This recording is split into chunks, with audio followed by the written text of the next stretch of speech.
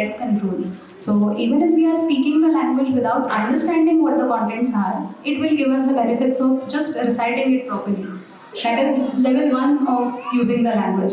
In the second level, we can understand the language also, understand its structure, understand its grammar, and then use the language.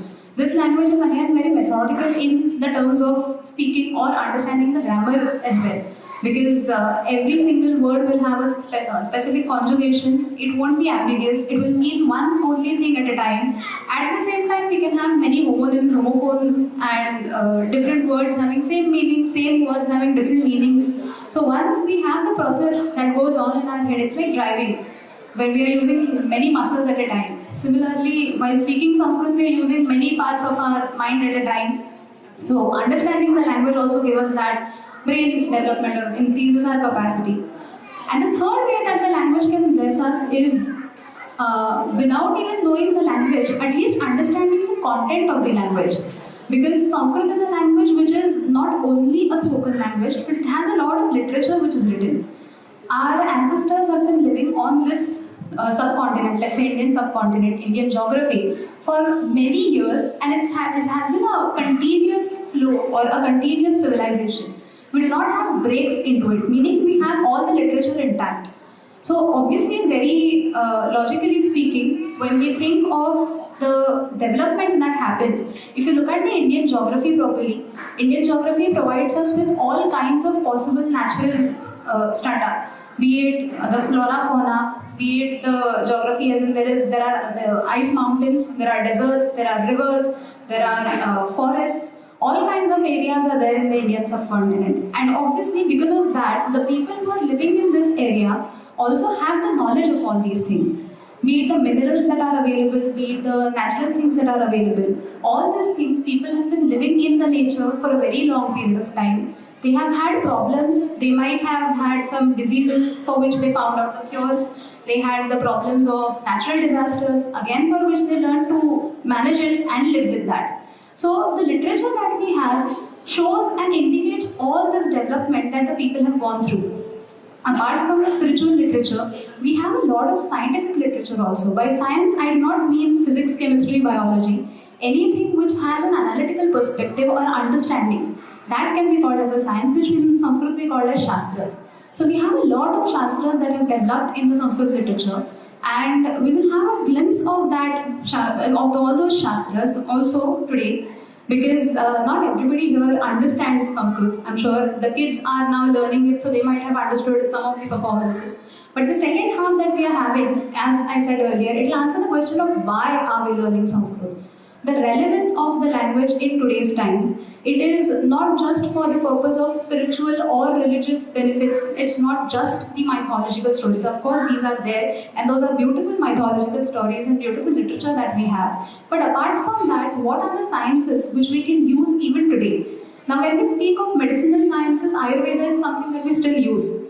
Now, the problem is that we need quick medicines. We need to get well quick, and that is why probably we follow allopathy. But again, that gives us some side effects, some problems.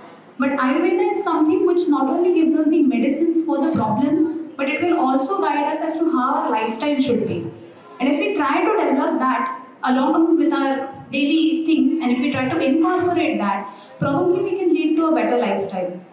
Not just Ayurveda, there are other things also. We will have the glimpse of few sciences today, few shastras today through the presentations. The kids will be presenting some topics today. The topics that we have for today are ancient Indian education. We'll begin with that. Maitri will first present the topic of ancient Indian education.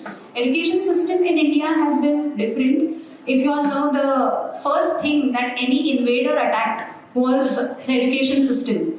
Because that has been so strong, if the education was given to the students nicely and if the people were strong, obviously the invaders couldn't rule us. And that is why that was the first thing that was attacked. The Britishers came and they changed our system completely. The government is now trying to get back to the original system slowly and gradually. There is the new education policy, if you've heard of it, which is getting implemented nowadays.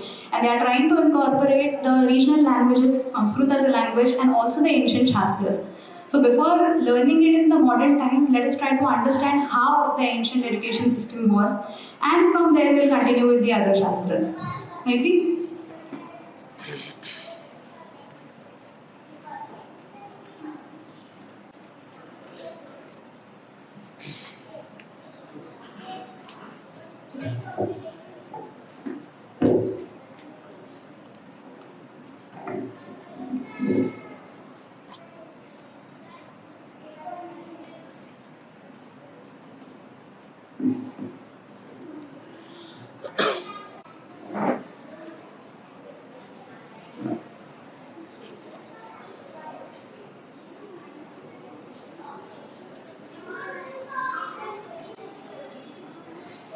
India has been known as Jagat Guru or Vishwa Guru, that is, the teacher of the whole world.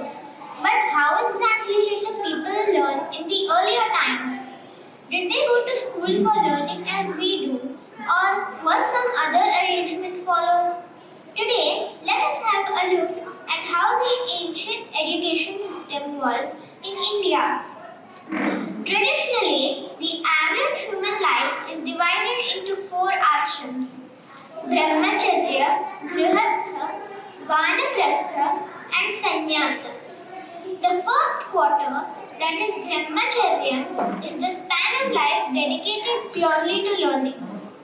That comes to approximately 20 to 25 years. For these many years of life, the only aim of the children is to acquire as much knowledge as they can, and hence the children were sent to Gurukuls or the ashrams of the Gurus. Living there was a constant learning experience without any break. In the learning system that we have today, we dedicate some part of our day to learning. In that time, we either learn in school or some classes. However, in the Gurukul system, the student learned 24/7 by living with the Guru. The Guru taught not just the academic subjects, but also various arts, skills, as well as basic life skills like cooking, cleaning, etc. The students learned various Shastras as well as Kalas. The students learned 64 Kalas. These include a wide range of skills and arts which we nowadays learn as vocational subjects. These involved arts like dance, drama, music, playing instruments, painting, intellectual skills like making and solving puzzles, understanding code languages, and other skills like making perfumes, jewelry, makeup, decorating rooms, hairstyles, etc. They were also taught the topics like metallurgy, mineralogy, architecture, medical treatments, and many more. Once the students completed their studies at the Guru's ashram, they could go to universities for further studies. Ancient India has been the land of knowledge. It had the world-famous universities like Takshashila, Nalanda, Vikramashila, Vallabhi, Odantapuri, etc. These universities not only had the students from Indian subcontinent but also from other kingdoms and countries. Takshashila is known to be the ancient-most university. It was established in around 5th century BC, that is 500 years before Christ. When the Western civilizations were beginning to develop, our civilization, on the other hand, was mastering the boundaries of higher education. Wide range of subjects were taught in Takshashila, like philosophy, mathematics, medicine, astronomy, literature, political science, and it covered various disciplines, including the Vedas, Vedangas, grammar, logic, ethics, and more. Today, we have different colleges that offer various courses in specific subjects, but the ancient universities offered the specialized knowledge in various subjects, all under one roof. As mentioned earlier, Takshashila had students from many different parts of the world, and thus it became a hub for cultural exchange, with scholars coming from Greece, Persia, and many other distant lands. Many Greek historians mention the greatness of Takshashila in their books. But later, in the 5th century CE, the Hun invasions destroyed this university. Its ruins are found in present-day Pakistan, which in the olden times was a part of Gandhara region. Though destroyed, this university has blessed us with its remarkable students like Chanakya, Charaka, Jivaka, etc., who made significant contributions to their respective fields. In the further presentation, we will know about Arthashastra, authored by Chanakya, and also hear about the contributions of Chanakya in Ayurveda through his book Charak Samhita. Just like Takshashila, other important universities from ancient India is Nalanda. Nalanda was established much later than Takshashila, in around 5th century AD. It was situated in present-day Bihar. It was primarily a Buddhist university, but it was a center of learning for Buddhist as well as Vedic texts. It offered a wide array of subjects including philosophy, religion, astronomy, medicine, mathematics, and more. This university too attracted students from different countries such as China, Tibet, Korea, and Central Asia. It was well known for its impressive architecture, especially its library. Let us learn about this university through a video. आज कोई बेहतरीन universities की बात करे तो दिमाग में आते हैं ऑक्सफोर्ड, येल और कैम्ब्रिज जैसे नाम। लेकिन एक कमाल की बात बताऊं, करीब 1500 साल पहले कहानी कुछ और ही थी। क्योंकि तब भारत में थी एक ऐसी यूनिवर्सिटी जो आज दुनिया की सबसे पुरानी यूनिवर्सिटीज में से एक है, नालंदा। नालंदा शब्द 3 शब्दों से बना है, न प्लस आलम प्लस दा। इसका मतलब है एक ऐसा उपहार जिसकी कोई सीमा ना हो। वाकई जैसा नाम वैसा काम। इस यूनिवर्सिटी में ज्ञान का भंडार था। यहाँ सिर्फ धार्मिक ग्रंथ ही नहीं, बल्कि लिटरेचर, थियोलॉजी, लॉजिक, मेडिसिन और फिलॉसफी जैसे कई सब्जेक्ट्स पढ़ाए जाते थे। और तो और हर सब्जेक्ट का भरपूर ज्ञान देने के लिए बनाई गई थी 9 मंजिला लाइब्रेरी, जिसमें 1 लाख 2 लाख नहीं 90 लाख से भी ज्यादा बुक्स और मैन्युस्क्रिप्ट्स थी। ये यूनिवर्सिटी 700 साल तक दुनिया को सीख देती रही। लेकिन नालंदा ने कई बार हमलों की मार को भी झेला।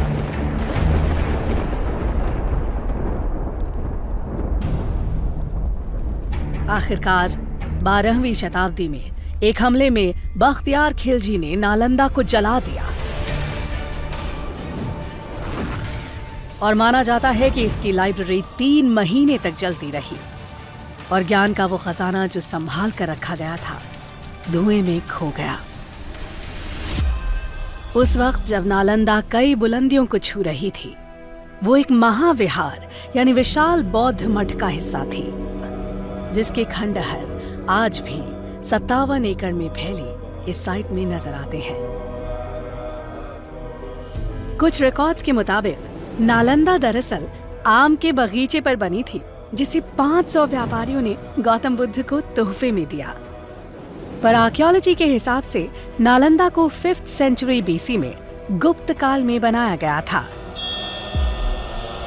उसके बाद गुप्त काल में इस जगह का और डेवलपमेंट हुआ और ये एक विहार से 7वीं शताब्दी तक महाविहार बन चुका था। अलग अलग दौर में यहाँ कई महान टीचर्स ने पढ़ाया, जैसे नागार्जुना, बुद्ध पालिता, शांत रक्षिता और आर्यदेव। और जानते हैं स्टूडेंट्स कौन थे? चाइनीज ट्रैवलर ह्यूंग सांग जैसे कई लोग जो दुनिया भर से यहाँ खींचे चले आते थे। यहाँ पर पूरे विश्व से, चीन से, म्यांमार से, श्रीलंका से अनेक प्रांतों के लोग इस जगह पर शिक्षा ग्रहण करने के लिए आया करते थे, इस महाविहार में। लेकिन इस सब के बावजूद नालंदा वक्त की मार को नहीं झेल पाई। इसीलिए डॉक्टर अब्दुल कलाम की पहल से नालंदा ने एक मॉडर्न इंटरनेशनल यूनिवर्सिटी के रूप में फिर से जन्म लिया। नालंदा जैसी यूनिवर्सिटी इस बात का सबूत है कि भारत का ज्ञान सदियों से दुनिया को रोशन कर रहा है। हम उम्मीद करते हैं कि वक्त एक बार फिर करवट लेगा और बेहतरीन एजुकेशन की तलाश करता हर इंसान कहेगा, it happens only in India. Just like Nalanda was destroyed in the invasions, other universities too suffered at the hands of the invaders. This, however, is a sign that the invaders knew the power of our education system. Every invader who tried to rule our land has attempted to destroy the education system because it is the place that empowers people. We can see this throughout the history. The Britishers too changed our education system to rule us. In this case, the administration or the governance plays a very important role. The stronger the administration, more guarded is the education system. Let us now learn about the ancient Indian administration. My friend Rishima will present this topic. Dhanyawada.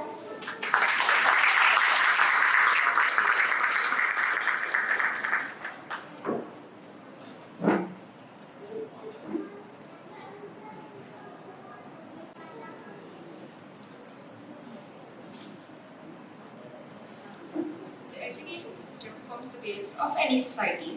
As we heard just now, the education system needs to be guarded by strong and able administration. The civilization can prosper only when it has a stable government and rule. As we all know, ancient India was ruled by many kings. It also faced many external attacks and invasions. Persian invasions in 6th century BC, the invasion of Alexander in 4th century BC, the Indo-Greek invasions in 2nd century BC, Hunna invasions in 1st century AD, and the further invasions by Arabs, Turks, Mongols, Mughals, and finally the British. However, what seemed common in all these invasions is that the ancient kings did not give up and bravely fought the war to attain victory. The Indian kingdoms were attacked, damaging the infrastructures. Yet, the systems were not hampered. These victories are evident of the strong and intellectual administrative wisdom that India had. Administration and polity is a topic that widely comes under Dharma Shastra. In Sanskrit, the word dharma does not mean religion, but it means duty or responsibility. Dharma, meaning that which holds a society together, is dharma. Hence, it includes all the policies, social norms, law and order, administration, practices, and customs. Ancient Indian Dharma Shastra is a wide topic of study. Today, we will be looking at one aspect of it, that is Arthashastra. Arthashastra, though translated as economics in modern context, in ancient texts, it means the science of administration and polity. The foremost work in this field is undoubtedly the Arthashastra by Kautilya or Chanakya, the historical figure who guided Chandragupta Maurya to overthrow the Nandas and establish the Maurya dynasty.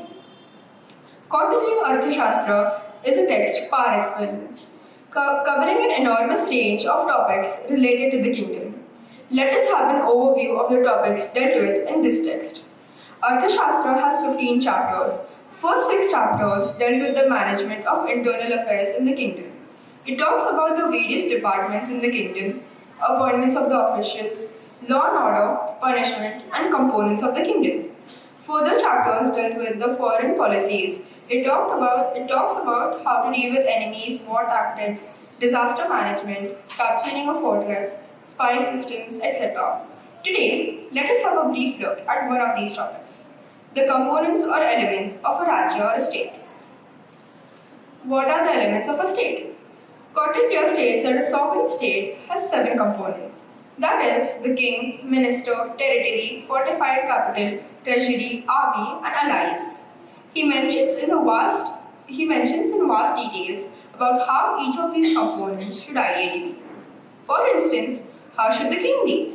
He states that the king should be the native of the territory so that he understands the religion well. He should be free from diseases, strong, truthful, and possessing ability to understand and think clearly, and should have a control over his mind. Each of these qualities is well thought and with a wide logical base. If we see the stories in history, most of the successful kings have followed this. When Ram won the kingdom of Lanka, he did not rule it himself. Instead, he made Vibhishan the king. Same in the case of Sugriv. Because the successful kings always understand the importance of delegation. When we look at these components, one issue that may strike our minds is that we do not have monarchy or kingdoms now. So how is this relevant? Let us try to figure out its relevance by using the theory of comparing it to today's corporate world. If we consider a corporate company as the kingdom, can we relate these components to it? The king can be the owner of the company who has maximum power. Here too, all will agree that a person who is an expert in the field of business and knows his business in and out must only rule. Just as a native king must rule the territory. Next, the minister. Who was a minister? A person or a group of people who advises the king in various matters. Who advises the owner or the CEO, the board or consultants. What accounts the territory? Territory is nothing but the pleasure of the king. In this case, it would be the employee or customer. Now, in present times, we do not have fortified capitals of palaces, but something that is highly guarded and is the source of all success is the strategies used by the company. Just as victory was declared when the capital was won in the battle, victory in corporate world can be assumed when the strategies are taken away. Next, in the treasury, if there is anything that has remained the same in all the evolving times, is money. So treasury can directly be equal with finances. Army would be that which protects the other components. Then, in this case, is the audits and compliances. And finally, the allies would be the business partners, alliances, and collaborators. Networking, as the modern technology goes, can be called the allies. And now that we have linked these components with the modern times, it would be interesting to read the Kautilya's description on how to handle these. This was a small glimpse of a small fragment of Arthashastra. The relevance and importance of Arthashastra and expertise of Kautilya is beyond comparison, and hence forms the foundation of a successful administration of ancient India. The strong base of administration and education paves the way for the development of further sciences and shastras. Let us have a look at one profound branch of knowledge, ancient Indian medicinal science. My friend Ishan will present this topic. Dhanyawad.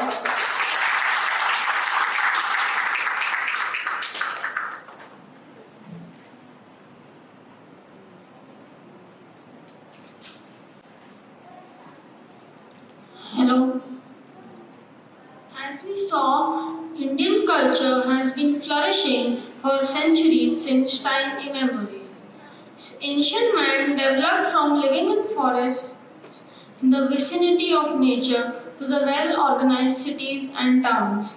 In this journey, he faced various survival hassles. The uncertainty of natural disaster was always a threat, like forest fires, extreme rains, torrential winds, famines, etc. While living in the forests, there was also the danger of attacks by wild animals, poisonous creatures, poisonous herbs, epidemics, and diseases. However, ancient man managed to protect himself from these situations and learned various ways to tackle it. His knowledge of the herbs and other supplements that could cure various diseases and poisons was also strengthening with experience as time passed. Indian geography is extensively diverse, and thus we find the solutions, cures, and antidotes to almost all kinds of possible diseases and illness. In this geography, the ancient people noted these cures and solutions in the treatises. As the civilization developed further, Various other problems were also faced, like wars, battles, attacks leading to various injuries. The herbs and medicine couldn't always cure these, and hence surgical methods and instruments were developed. This branch of our ancient knowledge is termed as Ayurveda. The word has two components, Ayu and Veda, which literally mean the knowledge of life or longevity. Since the Vedic literature, which is known to be amongst the ancient most available texts in the whole world, we find references to humans wanting to live a long life. Many suktas talk about prayers made to various deities to bestow long life. Atharva Veda has an entire section of Ayushyani suktas dealing with the subject on how to live a long life. Atharva Veda talks about 101 causes of untimely death and how should one be safeguarded from it. This Veda has another section of suttas called as Bhaishyajani dealing with the medicinal properties of various plants and herbs. This branch further developed independently as Ayurveda. Mahabharata mentions 8 components studied under Ayurveda. Kaya Chikitsa deals with general medicine for day-to-day problems, somewhat like the general physician of modern day. Second component is Kaumara Bhutya that talks about pediatrics. It mentions the details of prenatal to postnatal care of a child. Third one is Shalya Tantra that describes various surgical techniques. Next branch deals with Shalakya Tantra, which describes the treatment of ailments affecting the openings or cavities in the upper body, that is ears, eyes, nose, mouth, etc. Does it sound familiar? Isn't it familiar to the ENT specialist today? Another branch deals with Agada Tantra or toxicology, explaining the details of poisons and their cures. It includes toxins in animals, vegetables, minerals, and keys for recognizing the symptoms and their antidotes. Further, Rasayana Tantra deals with the rejuvenation of the body through tonics for increasing lifespan, intellect, and strength. Chyawanprash that we use would be a part under this component. Another branch is Vajikarana that talks about reproductive health and its treatments. The eighth component is Bhuta Vidya. It deals with the pacification of the spirit and people whose mind are affected by such possession. So the 8 components of Ayurveda that we saw are Kaya Chikitsa, Kaumara Bhutya, Shalya Tantra, Shalakya Tantra, Agata Tantra, Rasayana Tantra, Vajikarana and Bhuta Vidya. This provides the overview of the depth of medicinal knowledge possessed by our ancestors. The only branch out of this, which seems a bit unscientific, is Bhuta Vidya. But if you know the history and development of modern psychology, you can sense out of it. The journey of modern psychology started from the treatment of problems like hysteria, which in early England was considered a result of ghost possession. Later, further studies uncovered different facets of human mind and the branch of psychology developed. We can't trace any such development from Bhuta Vidya, yet it seems to have lost significance in the later texts. However, on the other hand, were developing the various schools of Indian philosophy like Sankhya and Yoga Shastra, which talk in detail about the various aspects of the mind. The leading texts of Ayurveda are Sushruta Samhita, क्या आप जानते हैं Charaka Samhita, Ashtanga Hridaya, etc.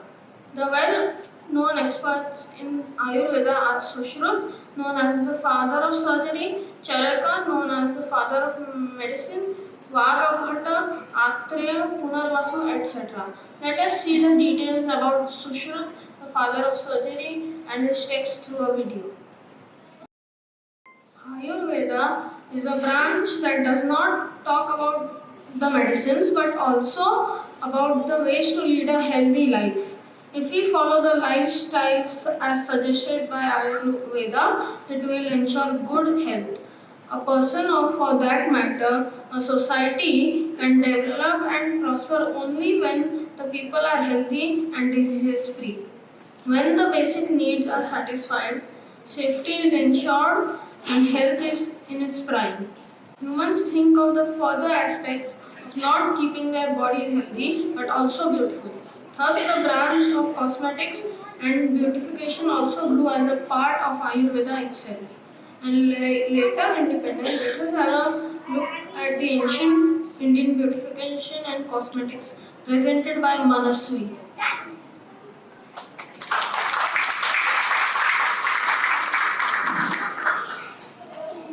When we think of ancient India, we often imagine rituals, practices, and big books of wisdom. But our ancestors were also very beauty conscious. If you've seen ancient sculptures or paintings, you'll notice that everyone, from gods to common people, wore beautiful clothes and ornaments. This shows that people back then cared about looking good, just like we do today. Ancient texts talk about beauty in two ways, internal and external.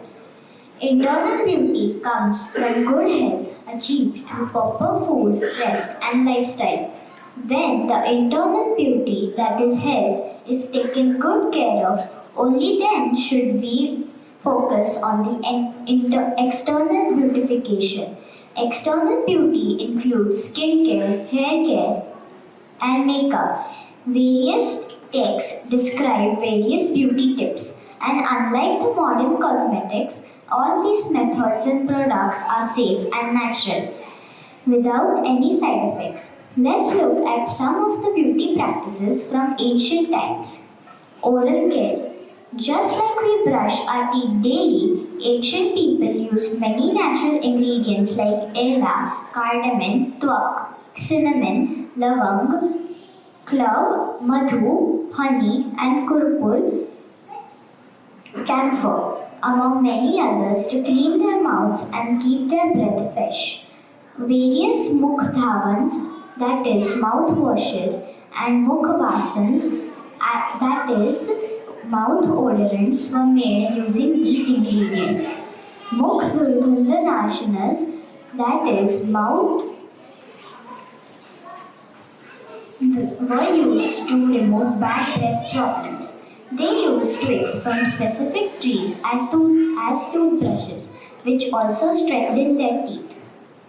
Bathing. Snanam. Bathing was a big deal in ancient India. They did not have the 2-minute baths like us. The process of bathing involves many steps. It includes massaging the body with fragrant oil, rubbing or cleansing it with bath powders, and finally washing it off with water. The massage oils are made of different ingredients. Some oils are fragrant, some have beautifying properties, and yet others are meant for muscle relaxation. A special kind of oil is prasadhan tailam, that is the cosmetic oil. It may be applied to the face. It cures infections, darkness, tans, specks, marks, eruptions, etc. and imparts softness to the wrinkled skin, gives healthy plumpness and bloom to the cheeks, and makes facial skin beautiful. Sugandhi Tailam is the fragrant oil for massaging the body and hair. Further step is to cleanse the body with different snanai churna or bath powders. Various aromatic lep, pralep and vilepana are talked about, which are applied to the face or body and removed before it dries up. Mardanas and udvartakas are mentioned, which are used as body scrubs. Mukh avalepan include facial packs applied repeatedly in order to have clear, flawless, soft, beautiful facial skin. The texts also talk about Yovan Pitika Vinashanam, that is, curing pimples and acne.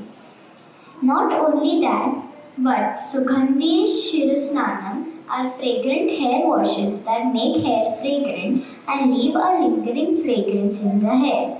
Very similar to what we call as hair spas today. Perfumes. And after the body is cleansed thoroughly, various perfumes were used. Gandhayukti or perfume making is one of the famous 64 arts taught in the ancient times. People made and used perfumes from natural ingredients like flowers and herbs to smell good all day. Hair care was very important too. The hair were dried up using dhupan, that is fumigation. In Mahabharata, during the Ajnatvas, Draupadi had disguised as the Sairandrika, the hairdresser of Queen Sudeshna. Hair care is an essential part of beautification. Ancient people had remedies for Keshvardhan, hair growth, Kachthirakaran, preventing hair fall and treating problems like dandruff, Daruna Nivaran and lice, Keshayukadi Nivaran. Not just that, they use natural hair dyes, Kesharajjan, bleaches and hair perfumes. They even had solutions for detangling hair and preventing premature graying, Palit Nivaran. Makeup. Ancient Indians used natural products for makeup. They had Adhar Prasadhan, lip balms, kajal for eyes, and natural colors like kumkum, vermilion, and altak, red dye to decorate their faces, hands, and feet. They also had methods for removing unwanted hair from the body, Lomashatan, and practices like Abhyanga, which included full body oiling, massage, scrubbing, and applying fragrances. Now, the question is, where do we find all these references? The books that talk about Ayurveda like Charak Samhita and Shusrut Samhita mention ancient Indian cosmetics as well. Other Shastra texts that describe these practices are Bruha Samhita, Ashtanga Hriday, Manasaloha,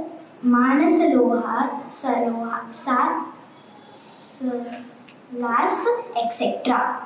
Additional references and descriptions are found from literature like the Puranas, epics, and classical texts.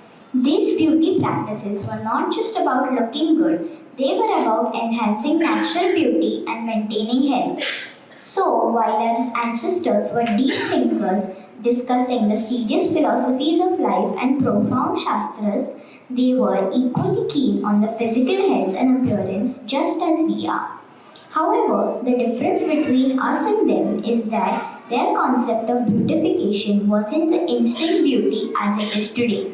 Cosmetics and makeup was used but to enhance the natural beauty and not to create a fake one. And natural beauty only comes from good health. Thus, maintaining good health was given the top priority. Dhanyavadaha.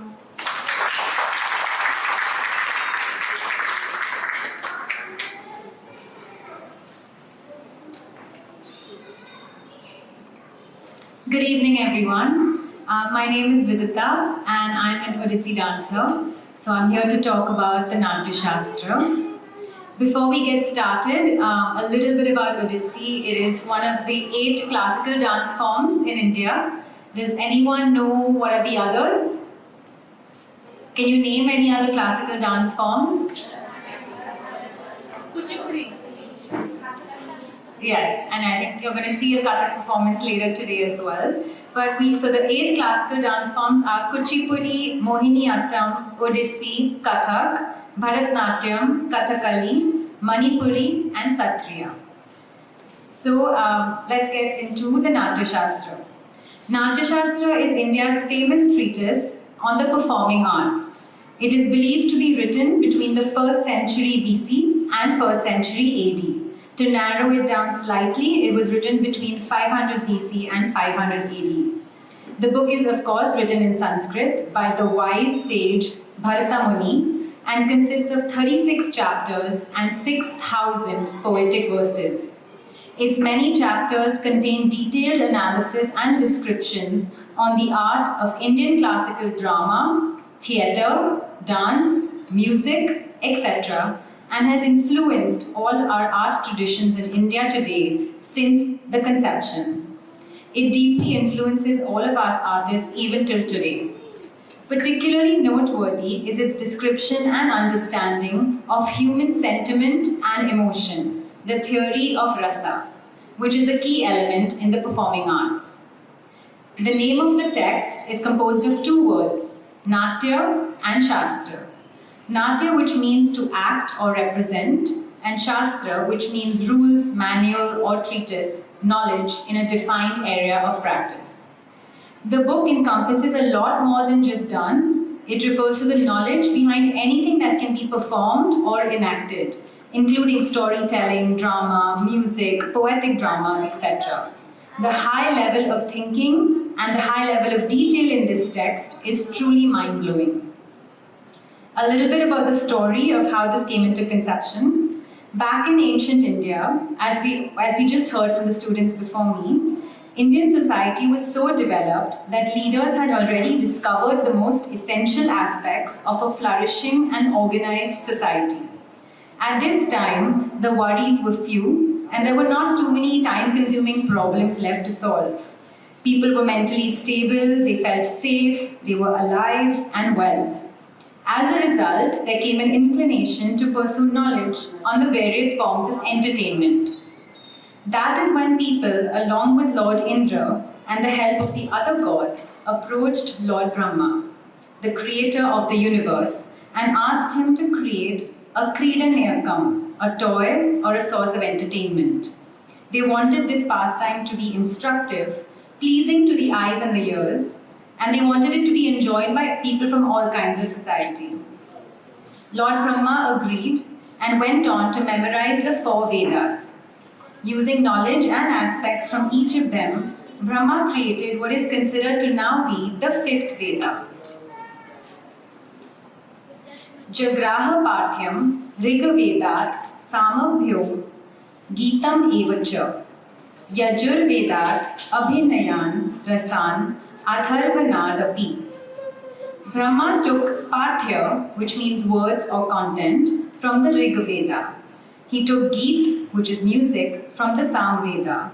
He took Abhinaya, which is acting and expressions, from the Yajur Veda, and Rasa, which is feeling, from the Atharva Veda. This bestows Dharma, Arth, Kam, and Moksha, which are the 4 principles of human existence, and thus created the 5th Veda, the Natya Veda. This is the origin of Natya, which is called Natyotpatti. Brahma handed over these ingredients of the Natya Veda to Bharata Muni, who then composed the Natya Shastra as we know it today. The existence of this book tells us that Indian society was far more developed than any other civilizations were at the time, and that we have so much to learn about in our own culture. So what topics do you think the Natya Shastra covers? Anyone has any ideas? What do you think the book talks about? No. Okay, yes. Stage arrangement, the lighting, and all the elements, lighting. Yes, exactly. Yeah, exactly. So it covers all kinds of things. Let's get into it. So the text opens with the origination and history of drama. It mentions the role of different deities in various aspects of the art and the recommended ceremonial puja of the stage and Mother Earth for the performing arts. It then describes the theory of Tandav dance and Lord Shiva, who is the god of dance, and the theory behind facial and bodily expressions, gestures, and acting techniques. It goes on to list out the different kinds of eye movements, head and neck movements, chest and torso movements, hand movements, hip, thigh movements, foot stances, basic footwork, even down to the tiniest toe movement is covered in the Natya Shastra. Standing postures, sitting postures, and so much more. There's not a single part of the body that is not mentioned in our treatise. The text goes on to cover in depth subjects such as dramatic compositions, the structure of a play, creating a plot, how a stage should be constructed to host the play, what genres of acting there are, makeup, costumes, lighting, entries and exits, roles of the art director, musical scales, optimal seating such that you can hear the actors clearly. There were no mics back in the day. Types of musical instruments that can enhance the play, where the musicians should sit, and how to seamlessly integrate music with the play. It also explains what directions actors should face in when they're performing, and which props, accessories, and weapons can be used to enhance the play. Based on the props, how the actors and actresses should change their positions, scene formulations, stages, stage zones, and stage wings, and other customs. The text also includes descriptions on prose versus poetry, figures of speech, and the art of good delivery. 2,500 years later, there is still no topic that is not spoken about in the Natya Shastra. Today, they say it takes a village to create a play. We need a producer, director, choreographer, costume designer, makeup artist, sound engineer, musicians, performing artists, vocalists, artistic director, sponsor, etc. The Natya Shastra imparts this knowledge on all the parts that have to be played and the preparation to be done by each and every one of these people and their teams. Can you imagine the foresight? This is not all. Once the theory of the art and the manner of performing is understood, the element of emotion is also explained at length. The theory of rasa asserts that entertainment is a desired effect of the performing arts, but it's not the primary goal. And that the primary goal is to transport the individual in the audience into a parallel reality. This parallel world is a world full of wonder, where individuals experience the essence of their own consciousness and reflect on spiritual and moral questions. In today's world, where AI is taking over all our lives, this theory of rasa is the one thing that I personally believe will be irreplaceable. A truly talented artist will ensure that the experience for their audience members is this profound, where the emotions depicted will be reflected in the eyes and the hearts of their viewers. They should truly get transported to another world. The Natya Shastra also consists of chapters explaining how to arouse other senses beyond just the eyes and the ears. For example, aroma, lighting, decoration, and what effect this can have on audiences. How the timing of the day when the play is being showcased can affect the mood of the audience and prepare them for the play accordingly. The text in its final chapters describes the various types of dramatic characters, their roles, and the essential need for teamwork, what constitutes an ideal troupe, closing out the text with its comments on the importance of performing arts on culture and the development of society. The Natya Shastra served as the fundamental book on performing arts for thousands of years and serves its purpose till date as a massive rule and reference book. It makes me proud to be an Indian, learning about the amount of knowledge and information that existed in our country's past and what a rich heritage we all have.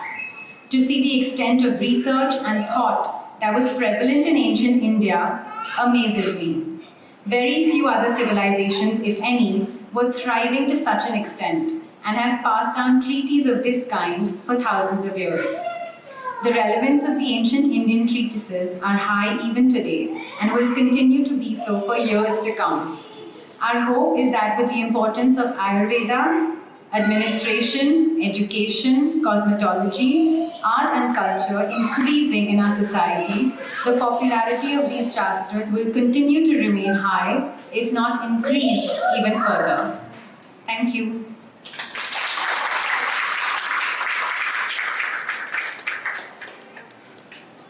I'm sure you must have had an idea of what are they exactly learning in Sanskrit.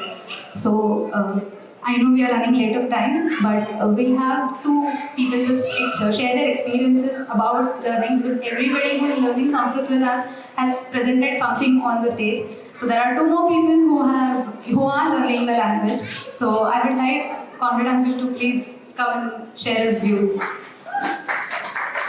He's also learning the language after his retirement. Now he is and he has been a student who's doing all the grammar really well. So he is always conscious whether he knows it or not, but his speed of grasping the grammar has been amazing. Namo Namaha.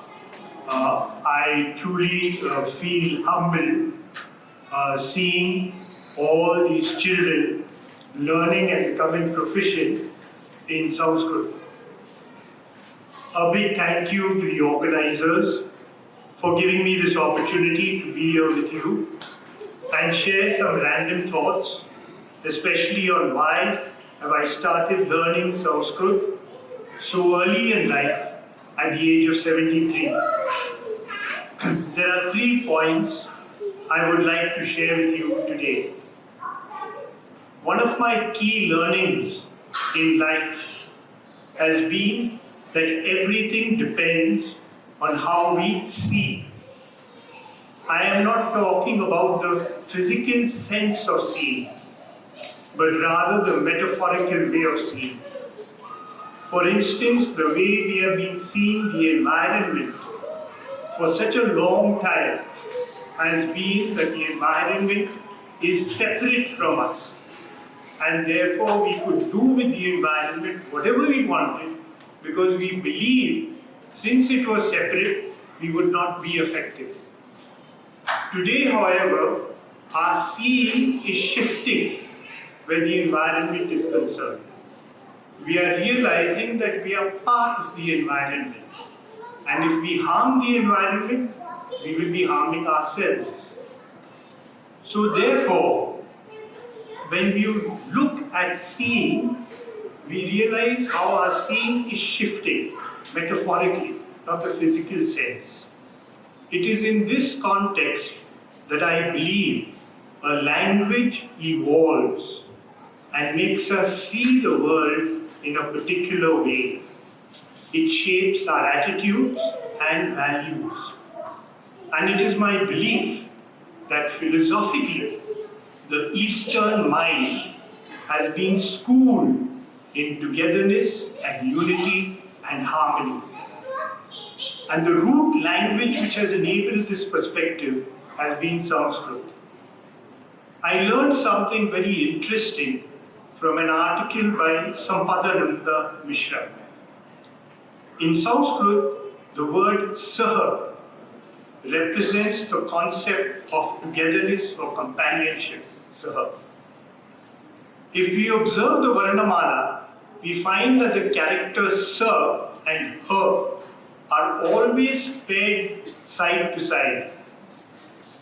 This inherent togetherness of the characters sa and ha mirror the concept they represent. The reverse of saha is hasa, which signifies laughter, happiness, and joy. The linguistic connection between saha and hasa reveals an intriguing relationship between togetherness and happiness. I found this very insightful and beautiful. Language shaping how we see the world. Sanskrit is our Deva Bhasha, or sacred language.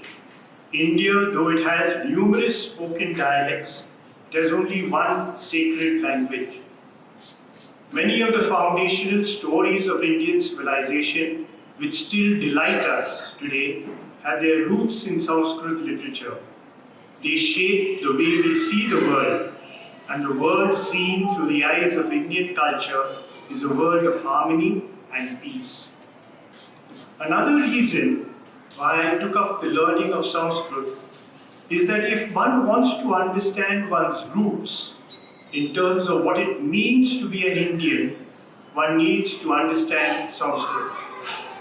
I needed to become aware of my roots.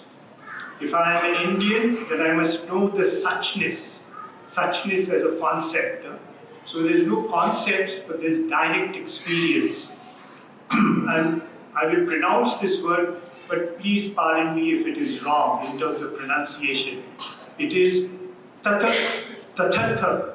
Tatatha is suchness. So that's what I'm trying to get across. And the best way to do this, I realized, is to learn the root language, which will enable me to read the scriptures and literature in its original form. I don't know if this is being ambitious on my part, but this is my desire and intent. And the last point I would like to share with you is another belief of mine. I believe that a person needs to continuously get out of one's comfort zone. Otherwise, one doesn't really learn. One tends to stagnate and become senile. And therefore, when I retired, I decided to do various things which I had wanted to do, but couldn't because of the work pressure while I was working. And so after I retired, I wrote a book. It encapsulated all my learnings about life. It is titled Seeking to Live. I then took up drawing and painting, which I am still doing, and decided to learn Sanskrit. I also believe that there is an inner voice that guides us in our choices. We need to listen to that voice. There was a persistent nudging within me to do painting and learn Sanskrit. Both these areas, drawing and learning Sanskrit, made me a child once more. I had to learn from ground zero. Unless one is humble and accepts that one doesn't know, one really does not learn. One needs to empty oneself of all the baggage which one carries and approach with an empty mind. And one needs to do this continuously, learning, unlearning, and relearning. My actual experience in learning Sanskrit has been difficult, but Kshitija has been highly encouraging and very methodical in her teaching. I intend to persevere and achieve my objective of being able to read and understand the scriptures and literature in Sanskrit. Just by being here today, I feel highly encouraged seeing these little kids learning so well. I must applaud all the efforts taken to organize this function, and may learning Sanskrit become a movement. Dhanyavada.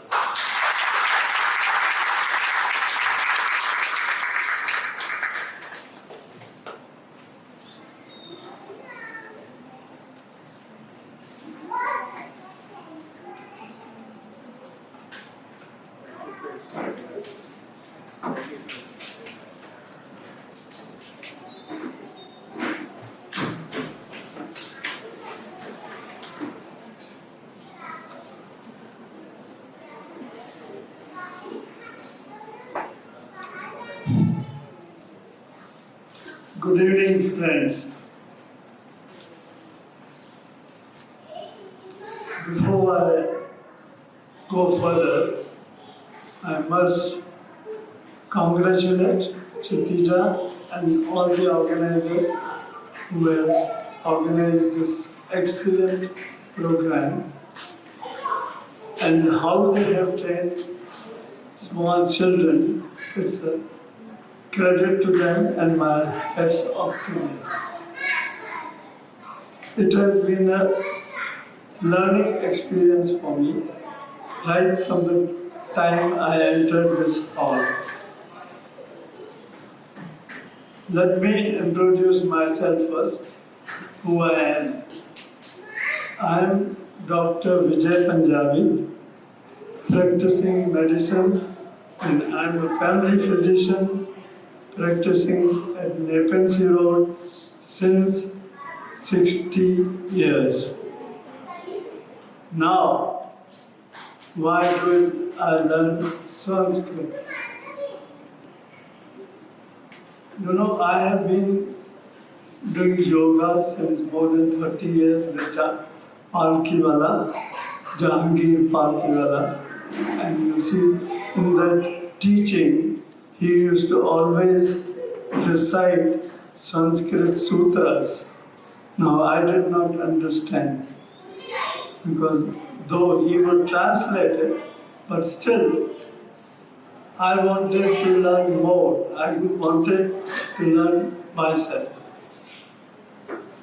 And the second reason why I thought that I should learn Sanskrit is because I wanted to read Vedas, Upanishads, Bhagavad Gita, and Srimad Bhagavat.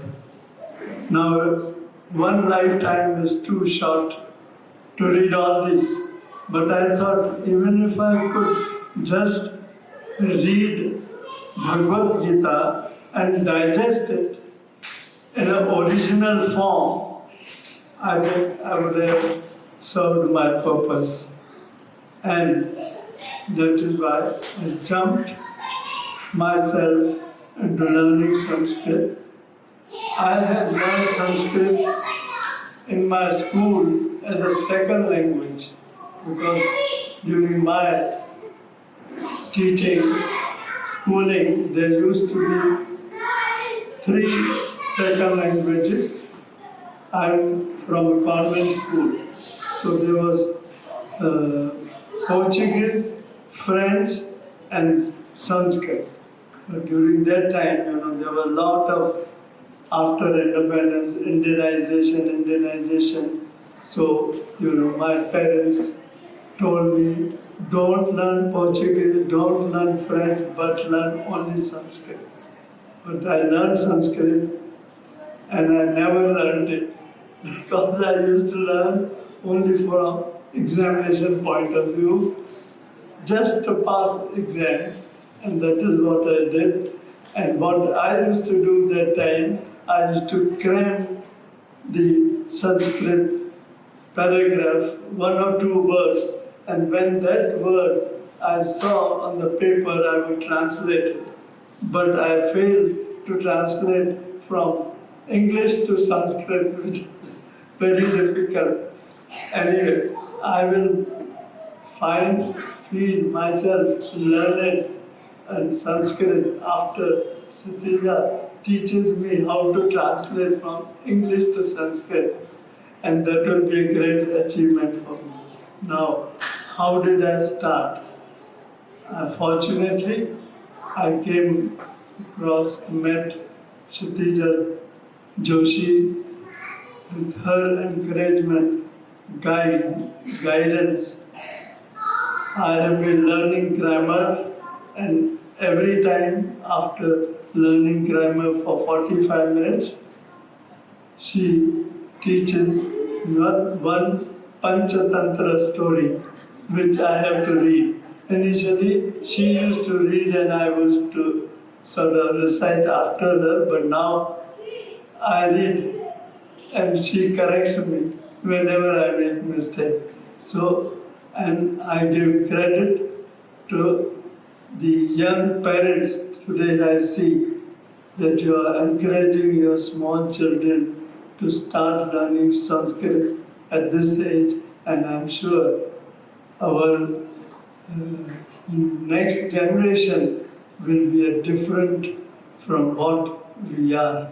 And I really congratulate you, and I wish all of you to learn Sanskrit in some way or the other. And I wish Sanskrit will shine, knowledge will shine over all of you. Thank you very much.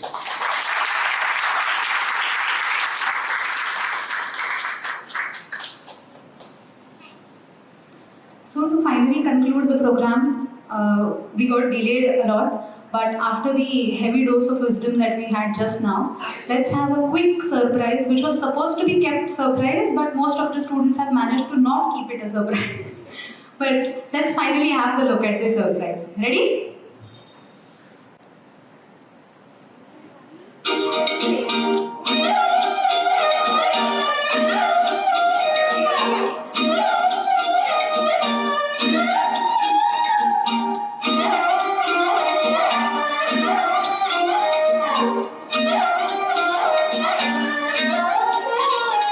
मम नयने मृगनयने ते प्रेम निमग्ने तव नयने मृगनयने यो दर्शनीयस्मरसि हतम् एवं यो दर्शनीयस्तं विस्मरसि हतम् ते रूपमतिदिव्यं श्रीवल्ली नयनद्वये मे स्थिरम् ते रूपमतिमधुरं श्रीवल्ली हृदये स्थितं तद्वरम्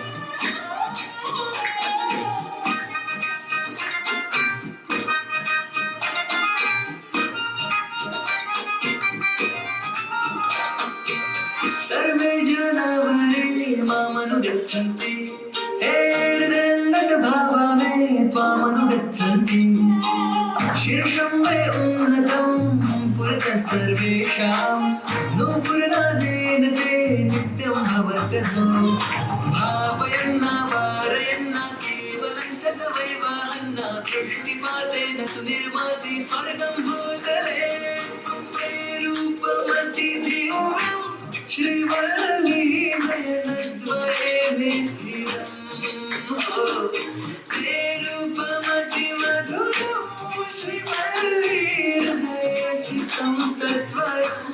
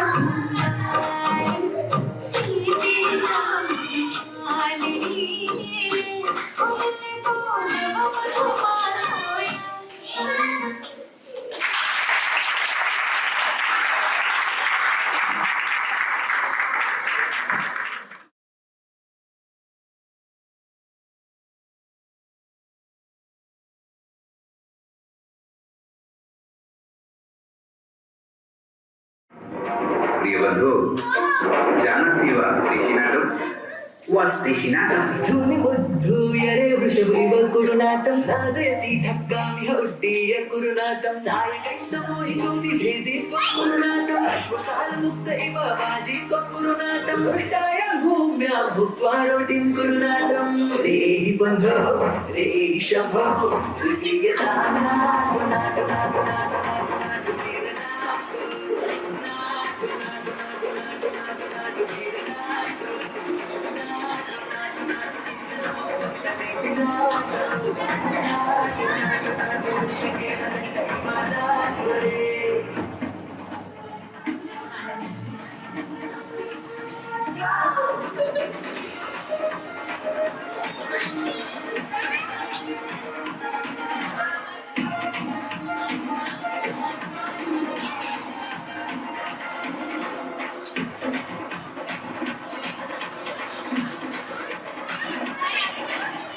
फेरी नाते नापी नृत्यती हरोगी गर्जनेन चातनाटनाट इव हस्ति सिंहनर्तनेन पश्यति तेनेल नमिह मित्रमया नृत्य सामर्थ्येन कुरुत्वं देशिनाटं पादनेन कुरुत्वं स्फोटनाटं रेहि बन्धो रेहि शब्दो प्रियता